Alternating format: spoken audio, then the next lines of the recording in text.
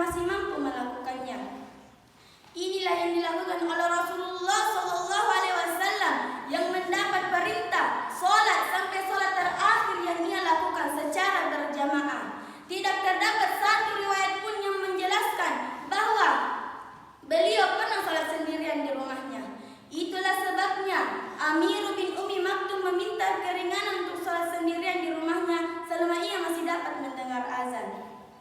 Padahal sebagaimana disebutkan dalam hadis sahih Abu Daud, Ibnu Majah dan Majid, sejumlah hadis ini menjelaskan bahwa sholat itu penting dilakukan secara berjamaah karena pahalanya yang berlipat ganda hingga 27 kali lipat dibandingkan sholat sendirian di rumah. Ia juga memiliki keutamaan yang lain, terutama yang ada pada sholat Isya dan subuh.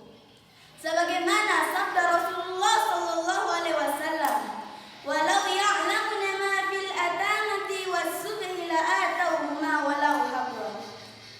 Yang artinya, seandainya mereka mengetahui keutamaan yang ada pada sholat Isya dan subuh, niscaya mereka akan mendatanginya walaupun dengan merangkak. Kenikmatan sholat berjamaah akan lebih terasa jika dilakukan di masjid besar dengan jumlah jamaah yang banyak. Apalagi ditambah dengan bacaan imam yang fasih lagi merdu. Itulah sebabnya orang-orang yang pernah sholat berjamaah di Masjid Nabawi dan Masjidil Haram, tak jarang di antara mereka yang meneteskan air mata karena mendengar bacaan imam yang fasih lagi merdu.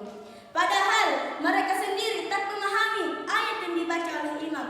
Betapa nikmatnya lagi ketika orang itu dapat memahami ayat yang dibaca oleh imam. Setiap langkah untuk sholat berjamaah ke masjid akan mengangkat derajat dan langkah yang satunya akan menghapus dosa. Akhirnya kebahagiaan akan dirasakan oleh orang-orang yang sholat berjamaah. Sebagaimana janji Rasulullah SAW, "Faman fa'ala dzalika asya bi khair wa mata bi khair." Yang artinya, barang siapa yang melakukan semua itu, maka ia akan hidup dalam keadaan bahagia dan mati pun dalam keadaan bahagia. Hadis riwayat Tahfatul Ahwazi Syarah Jami'at Tirmidzi. Demikian ceramah yang saya sampaikan pada kali ini. Lebih dan kurangnya mohon dimaafkan. Saya akhiri mengucapkan wabillahi taufiq wal hidayah. Wassalamualaikum warahmatullahi wabarakatuh.